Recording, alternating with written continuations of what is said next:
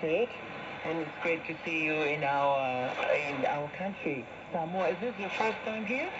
It is my first time travelling to Samoa, so thanks for having me. It's fantastic. Yeah. So at the moment we're standing on your sort of front veranda here at 2AP in Samoa.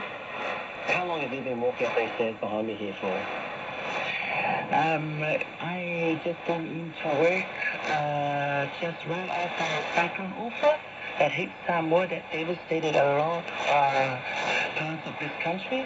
And then I started in January 1991, and there was another Cyclone Bell, that devastated some parts of Hawaii, the village of Honolulu. Yes. And that's where I got my experience working during the cyclones and natural disasters. Yeah, but, Had you been working in journalism prior to 91, like prior to that cyclone offer? No, I started working as an announcer for Radio 2AP. And then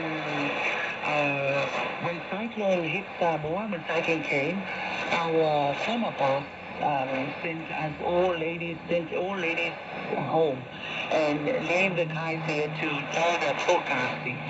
So that's what he did, most of the times when natural disasters hit Samoa. And what was the sort of thinking around doing that? Why did that happen? I think our former boss thought that the women are responsible to look after the children and look after the parents and people at home. I think that's why he always sent us home when natural disaster hit our country. And how have sort of attitudes changed to reporting on natural disasters since that time? Like, have things changed a lot for you? Yes, things have changed because management have changed, and when they came in, right now we are short of staff.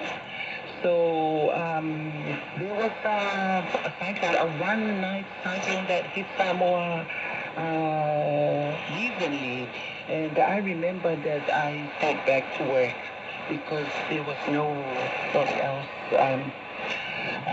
because most of our former staff left the work and they went to overseas, and some people, they changed their jobs, and that's why I stayed with other women and other guys to work during that one-day cyclone. Yeah.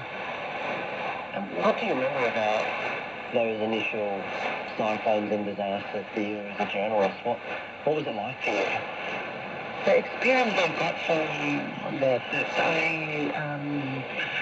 I had the courage to work during natural disasters because it's not easy. When you are away from home, from your children, from your family, and you stayed here at the office, as long as the disaster hit the country, so you have to stay and work, until it finished. Yeah. And do you feel like a lot of pressure as a journalist as well to tell people in Samoa, but also outside of Samoa, what's actually happening when there's a natural disaster here? No, it's not really pressure. It's really a good job because this is a passion. And I really love working during cyclones and other natural disasters and reporting to the people overseas and also the country, because during natural disasters, everyone tune into 2AP. Yeah, that's the purpose of this national radio. That's why the government are still funding 2AP, because this is the voice of the nation. Yeah. So everyone listen to 2AP. When disaster strikes, everyone tune in to National Radio 2AP so they can understand and know all the information, the weather bulletins. From the mid-service. Yeah. You've got a big smile on your face then when you're talking about everyone tuning into 2AP. You must love it. Yes, I do love. I really love talking to people because they are all listening, and then they most of the people, they're ringing to AB and contact for broadcasting during the cyclone. Yes, because, during natural disasters, no one wants to go somewhere, no one wants to work. All people, they want to be together with their family, with their children, with their spouse, and everybody at home. But you don't want to come and work here, during cyclone. You want to be there. So if you come to work, sometimes it's stressful because you are thinking of your family. You're thinking of your children. So what we do is to keep contact, keep in touch with them. How are you doing? Yeah, how's the cyclone there at the village, especially the village, because I do live in the village. So I come from the village every day to work and go back. Yeah. Sometimes it's stressful, but it's really a good job for me because I've been for this work a long time ago. It's almost 30 years now.